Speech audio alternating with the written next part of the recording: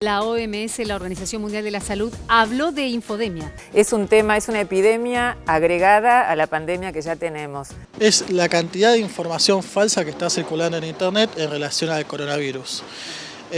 Tengamos en cuenta que la problemática de las fake news es que muchos traen algo llamado malware. También está pasando con los correos electrónicos, que está llegando información falsa diciendo la cura del... Caso muy resonante de una médica prestigiosa con un nombre que fue un poco, de alguna manera, le robaron su identidad para viralizar un mensaje. ¿Cómo lo tomó? ¿Qué le pasó cuando se enteró que de pronto su nombre estaba dando vueltas alrededor de estos consejos completamente falsos? Realmente fue un impacto brutal. Es desinformación, una conducta criminal, es un atentado a la salud pública. Tomar un poquito de mi CDS. Hay una fake que inició en las redes sociales y hace mucho tiempo que está circulando, que es el dióxido de cloro cura un montón de enfermedades, y ahora la nueva es que cura coronavirus. Ya es sospechoso que algo cure todas las enfermedades, ¿no? Que son todas distintas, pero más allá de eso no hay ninguna evidencia científica de que cure nada de todo lo que dicen. Sí, de hecho, hoy vamos un poco como a tirar el tema, ¿no? Y va a dar para un tratamiento un poquito más extenso del mismo, porque tiene muchas aristas y no son menores, porque el tema de la toxicidad en los medios digitales es enorme. Y cuidado que nadie está exento, ninguno de nosotros está exento de ver a través de WhatsApp, a través de Facebook, a través de Twitter, a través de YouTube, porque en YouTube hay muchos videos con apariencia de científicos y que no tienen ningún aval científico y que hablan de teorías conspirativas con respecto a esta pandemia, que hablan de que todo fue generado por un robot o por ciertas personas que deliberadamente quieren controlar el mundo. De hecho, hay una gama desde el 0 al 10, para darle una escala del 0 al 10, que puede llegar a ser hasta casi un videojuego porque es enorme. Y el tema justamente de la infodemia es relacionado con el exceso de información, pero información falsa, referido a esta pandemia. Y en realidad sobre un tema concreto, porque en este caso es pandemia, pero el tema de la infodemia no es nuevo. Lo que pasa es que, digamos, rebrotó con un furor y un énfasis y una energía tremenda y muy casi letal ahora con esta pandemia, ¿no? También producto del confinamiento, de la utilización indispensable y esencial de la tecnología digital.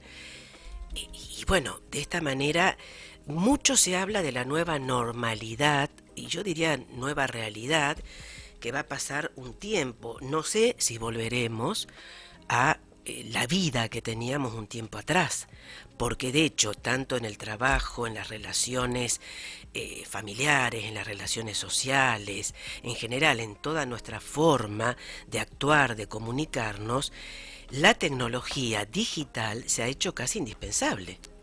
Se ha hecho casi indispensable.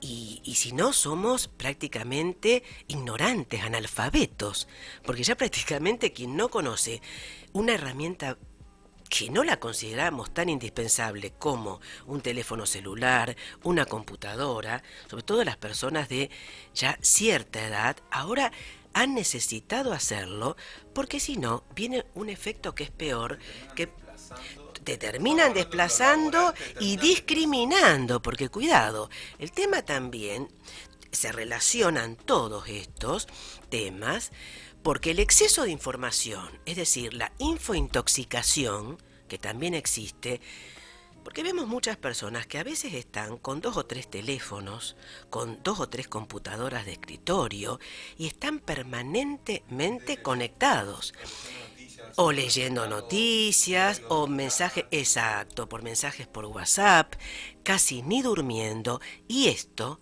ha provocado trastornos en la conducta, trastornos psicológicos, hasta casi psiquiátricos, y por supuesto también en la faz psíquica de los seres humanos. Pero con respecto a la infodemia, no es algo naif, no es algo ingenuo.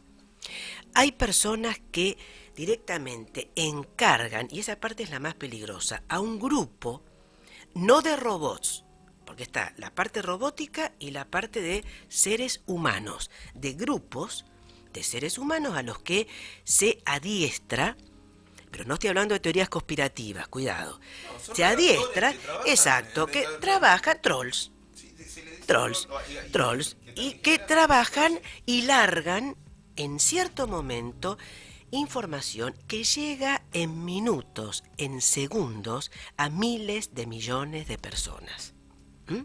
Y esto, reitero, ha ocurrido con la pandemia, ha ocurrido anunciando medicamentos falsos, falsas curas, y se ha acentuado enormemente con la vacuna. Con la vacuna hubo un salto en los porcentajes de la OMS, la Organización Mundial de la Salud, claramente está, enormes. La Organización Mundial de la Salud tiene una serie de, un sitio en realidad, más que serie, y una serie de personas abocadas a ver todos estos hackers, porque en definitiva también son hackers, ¿no? Y no digo haters, porque haters es otra cuestión, ¿no?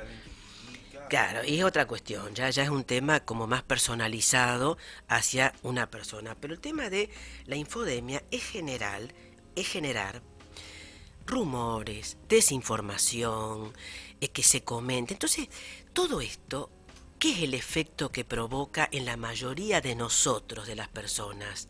Miedo, intranquilidad, pánico, porque hay personas que inclusive no han salido, y lo he escuchado, durante más de 6 meses y casi 10 meses de sus casas, porque dicen, tengo problemas ya de salud, de antes, sí, el médico me dijo que saliera, pero tengo miedo. Todo esto es tóxico, es malsano. El término tóxico no me gusta mucho utilizarlo, pero acá sí lo voy a utilizar porque tiene vivir con miedo permanentemente, y por supuesto esto es una enfermedad. Es una enfermedad que trae trastornos no solamente a nivel psíquico, sino a nivel físico. Y es una enfermedad social, porque no abarca solamente a un individuo, abarca a toda una sociedad.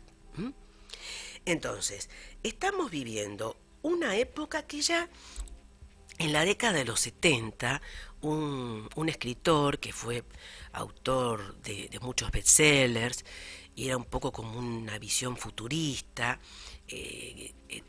Toffler, habló de todo esto, de una nueva sociedad que estaba dominada por la tecnología, en donde las individualidades iban a verse, digamos, inmersas dentro de una gran masa colectiva, y de hecho también tenemos el ejemplo de 1984, que fue un libro casi premonitorio de George Orwell, que habla de, que recomiendo su lectura, la recomiendo ardorosamente, porque se está cumpliendo, por supuesto ya superamos 1984 en tiempos históricos, estamos en el 2021, en el 2021, pero el gran hermano de Orwell, es decir, una serie de personas, una casta dirigente, por sobre una multitud, por sobre los seres humanos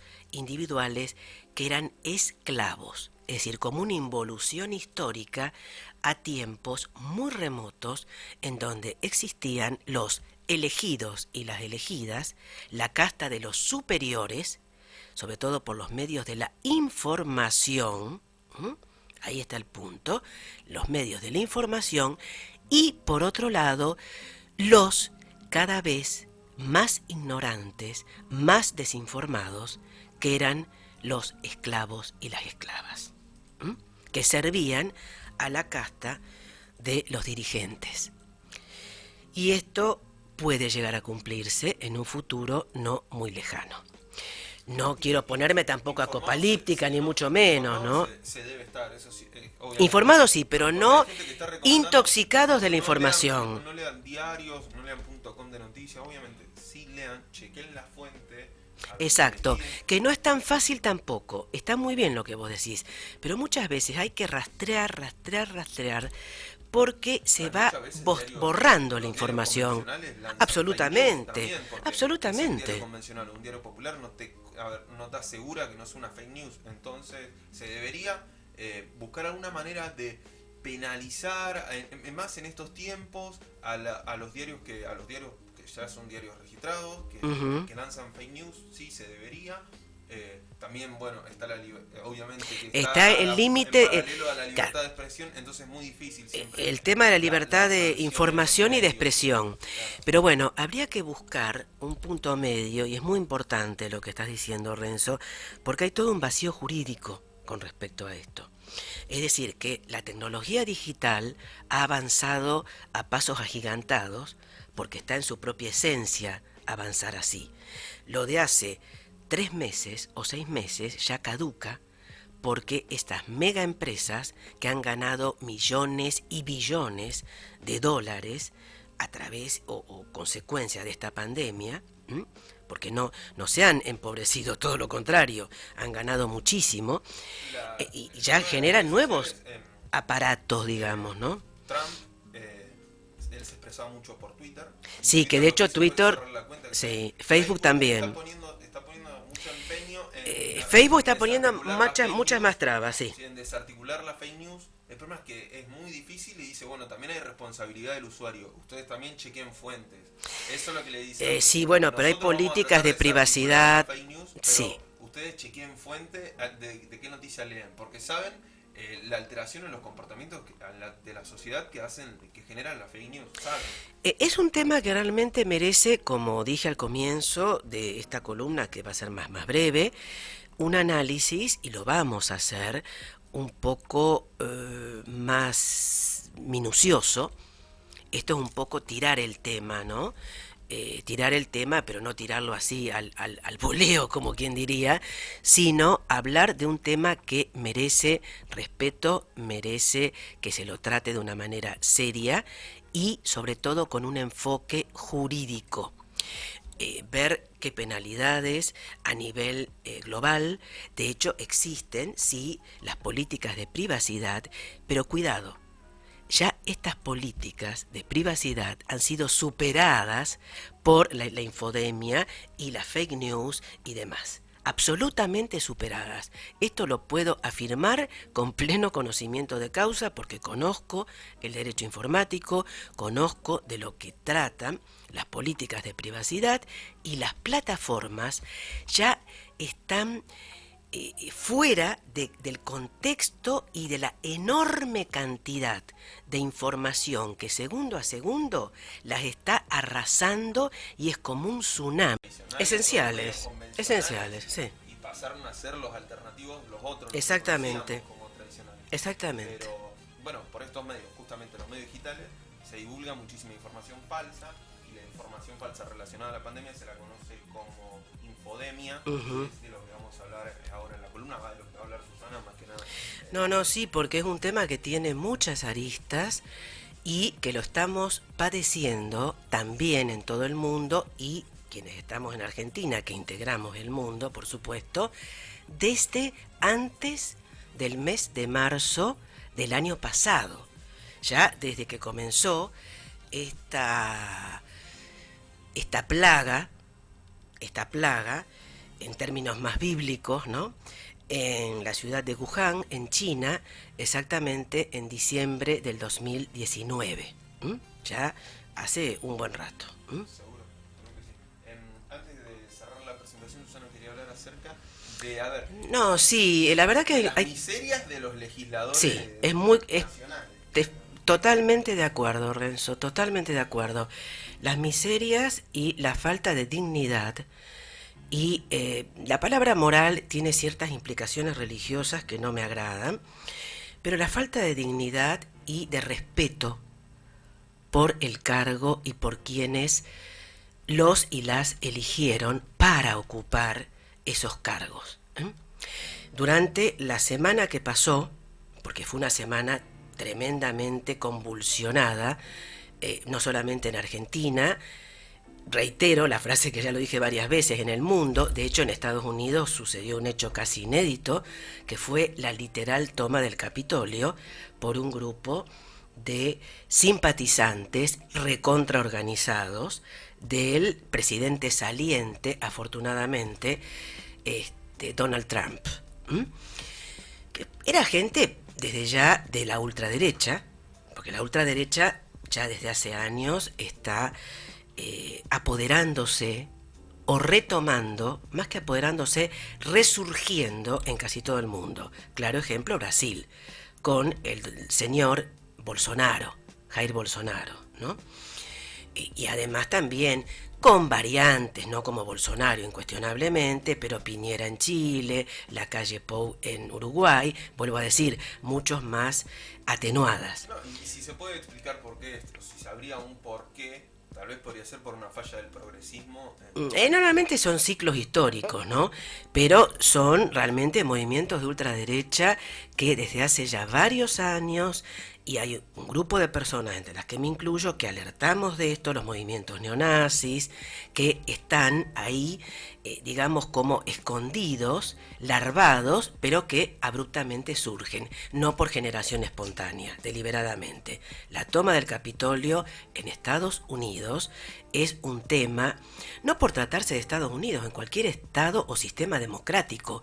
Hubo elecciones, cuestionaron esas elecciones, con un sistema de elección totalmente diferente al de Argentina, pero hubo elecciones democráticas y no las aceptó el presidente saliente. Ese es el punto. Y un grupo de seguidores ultraderechistas, con antecedentes de sectas, inclusive esa que apareció con los cuernos de búfalo tipo Sioux, todo que va es de Kansas, ya está localizada esta persona desde hace varios años, y parece algo de una película de Tarantino lo que sucedió. Pues si uno lo coloca en una película así, dice, bueno, esto es de ciencia ficción en el Capitolio, pero sucedió. Y puede ser también un efecto cascada para otros países. Y por otro lado, y volviendo al tema de Argentina, tenemos el caso de un diputado nacional, que en una sesión virtual se refirió de una manera absolutamente discriminatoria, despectiva, violatoria de los derechos humanos, en donde dijo, no vamos a caer en los judíos que no tienen patria. Bueno, hay gente que pretende defenderlo y leí comentarios diciendo, bueno, una frase no, es una frase espantosa, violatoria, reitero, de derechos humanos, y esa persona no puede ocupar una banca en ningún lugar público. Lo peor es que ese sujeto que haga una negación del apellido, yo te lo había comentado, Renzo, a ver, acá voy a ir... Es del partido, bueno, primeramente que este señor, que es Anzaloni es un dirigente gremial, un dirigente sindical. No me sorprende tampoco esos dichos absolutamente discriminatorios y antisemitas, lo aclaro. Y estuve en sitios sindicales, por eso conozco muy bien, como se dice de una manera vulgar, el paño, iba a decir, el tema del que estoy hablando. Hay mucho antisemitismo en el sindicalismo argentino, desafortunadamente también. Y por supuesto, un machismo íncito de una manera ya casi atávica. Este señor Anzaloni es el titular, porque así salió por un amparo apenas asumió, que fue exactamente en diciembre de este año, por el partido FE, sí, es de Guatre, es decir, que es un dirigente de la obra social, está a cargo de la obra social de los trabajadores y trabajadoras rurales. Que si hay un gremio que padece esclavitud, explotación, falta de derechos, discriminación, en casi todo el mundo, y en Argentina particularmente, es el gremio rural, los trabajadores y trabajadoras rurales. Y ya lo dijo, muy bien lo puntualizó la doctora Ana Sotelo Márquez en la entrevista, en el diálogo que tuvimos el sábado pasado, respecto a Guatemala y al mundo. Por otro lado, también las noticias de la actual titular del INADI, es decir, el Instituto Nacional contra la Discriminación, Xenofobia, etcétera, etcétera. No es un cargo menor, Victoria Donda, que fue diputada nacional también, en donde aparentemente, eso está en esclarecimiento de la justicia, tuvo de hecho hay mensajes de audios, ¿no?, que valen como prueba documental. Sí, podemos buscar un cargo, vos ya sabés, bueno, por supuesto, te podemos anotar en un plan y si no te podemos dar un cargo en el INADI. Y por supuesto lo calificó de fake news. Primeramente que no tiene la más pálida idea la señora Donda, con todo respeto se lo digo, Vicky Donda, que se hace como la bomba tucumana, una cosa así en versión más joven, ¿no? Porque aparece con todo. Está bien, es su estilo, pero hace uso y abuso de ese estilo, ¿no? Y por lo tanto se jacta de todo esto, que piense también en su marido, que es el titular del medio ya multimedio Barcelona también, y tuvo un comportamiento absolutamente discriminatorio, porque dijo esta persona con respecto a Arminda, la señora que trabajaba con ella, de nacionalidad boliviana, dijo que era una persona muy vulnerable. No entiendo por qué dijo que era muy vulnerable. Tampoco lo entiendo. Si las personas de cierta edad son vulnerables, señora Donda, está ocupando el cargo, reitero, de titular del INADI. Usted, primero, debería no haber pronunciado palabra. De hecho, al minuto, presentar la renuncia al señor presidente, que se la podía aceptar o no. Ya era decisión de él. Pero ese cargo, realmente, y continuar así, atrancada al cargo, la verdad, señora Donda, usted me da asco. Otra palabra no puedo decir. La mayoría de los argentinos le da. Me da asco. No tiene autoridad moral para ocupar ese cargo ni para juzgar a nadie. Porque usted intentó juzgar a muchas personas. Bueno, yo no lo dije, pero todo el dedito acusador de la señora Victoria Donda. Entonces, mándese a guardar, quédese en su casa, quédese con su hija, con su marido, escriba, participa en los movimientos, todo lo que quiera, pero deje el cargo. No sea tan delincuente. Bueno, por otro lado, también en horas de la tarde de ayer se habló del diputado Aldo Wolf, que es del interbloque Cambiemos, en donde hubo, Juntos para el Cambio. La marca Cambiemos ya cambió. Sí, en realidad sí, gracias Renzo. Bueno, vamos a decir Cambiemos, globitos, qué sé yo. Bueno. Y entonces esta persona le hizo una denuncia, quien trabajó para él. También habla de una campaña, Aldo Wolf, bueno, quedará en manos de la justicia, ¿no es cierto? Bueno, entonces ya hablamos de... y otro caso es el de Carolina Píparo, que no es menor. Aparentemente, iba a decir el marido, está acusado de atropellar deliberadamente a personas que aparentemente iban a robarle, porque es un episodio muy confuso. La señora Píparo sí fue objeto en su momento, fue víctima de un acto muy duro, muy violento, en su vida personal, en el 2010, si mal no recuerdo, y por eso empezó su carrera política, ¿no? Bueno, por supuesto, desde el sector de Juntos por el Cambio, lo digo bien ahora, ¿no? Sí, Juntos por el Cambio, si el movimiento Cambiemos y Juntos por el Cambio, la titular, Patricia Bullrich, dijo que eran todas mentiras, fake news, etcétera, etcétera, etcétera. Pero lo concreto es que está en el tapete la trayectoria, la personalidad, todo lo que significa ocupar una banca en el Congreso de la Nación o un cargo público cualquiera, ya sea en el sector nacional, provincial o municipal, y la gente que los ocupa no quiere renunciar porque considera que son cosas menores. Y eso es muy grave para un sistema que se precie de ser plenamente democrático. Es un sistema corrompido, entonces. ¿Con qué dedo se va a acusar a alguien? Inclusive un juez también en un supermercado empezó a insultar a un trabajador que casi hubo que detenerlo. Es decir, realmente lo que está sucediendo en este mes de enero, y que no me digan que es por la pandemia y que la gente está nerviosa, Dice que la gente que verdaderamente es competente ya no quiere ocupar cargos públicos. No los puede ocupar. No los puede ocupar, yo diría. Yo diría eso. Tenemos los cargos públicos llenos de personas ineptas. Incompetentes, que le quedan muy grandes los cargos que ocupan. Lamentablemente tengo que reconocer que es así. Me puedo equivocar, Renzo se puede equivocar, pero que nos demuestren lo contrario. Porque nosotros somos quienes pagamos esos sueldos, esas extras, esos viáticos, que no son menores, ¿eh?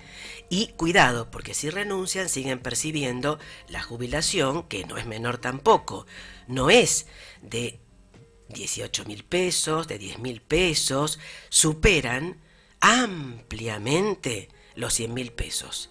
Y obvio que ampliamente. No es una regla de que todos los que ocupan... No, desde ya. Pues ir a todos los sindicalistas... No. Pero de los ejemplos que hemos visto hasta ahora, bueno, rescatamos algunos, que por supuesto